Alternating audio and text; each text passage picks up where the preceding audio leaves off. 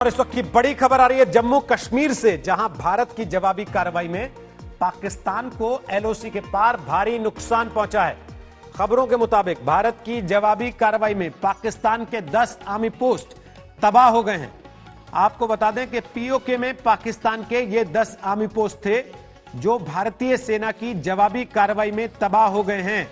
जम्मू कश्मीर में पाकिस्तान को एलओसी के पार भारी नुकसान उठाना पड़ रहा है। पाकिस्तान लगातार सीज फायर तोड़ रहा था, बार बार पाकिस्तान की तरफ से शेलिंग फायरिंग की जा रही थी, जिसकी जवाबी कार्रवाई भारतीय फौज ने की और जवाबी कार्रवाई में पाकिस्तान के 10 आर्मी पोस्ट तबाह हो गए हैं। अशरफ वानी और जानकारी देने, बताइए अशरफ, क्या खबर आ रही है?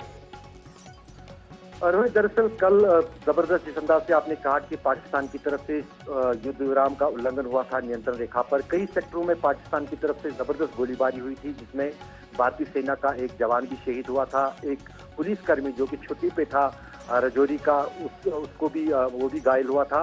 उसके बाद आज भारतीय फौज की तरफ से जवाबी कार्रवाई हुई है पाकिस्तान के खिलाफ, जिसमें पाकिस्तान के सेना के ठिकानों को निशाना बनाया गया है।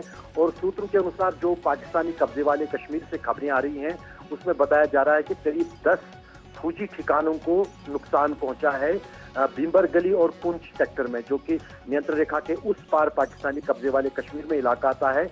वहां पर इन 10 फौजी चौकियों को नुकसान पहुंचा है।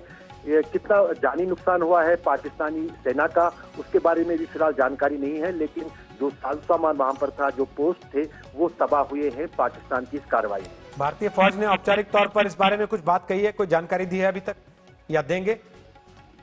रोहित, कल ही जब ये सीज फायर वायलेशन हो रही थी नियंत्रण रेखा पर, तो भारतीय सेना की तरफ से एक स्टेटमेंट आया था जिसमें कहा गया था कि जो पाकिस्तान की तरफ से युद्ध विराम का उल्लंघन नियंत्रण रेखा पर लगातार हो रहा है, उसकी जवाबी कार्रवाई भारतीय सेना भी कर रही है और उसका जवाब दे रही है और पाकिस्तानी ठिकानों को निशाना बनाया जा रहा है। लेकिन अभी तक फिलहाल एनालिसिस हो रही है कि क्या क्या नुकसान पाकिस्तान को हुआ है इस कार्रवाई में, और जाहिर है कि भारतीय सेना की तरफ से इस पर कोई ना कोई स्टेटमेंट आएगा।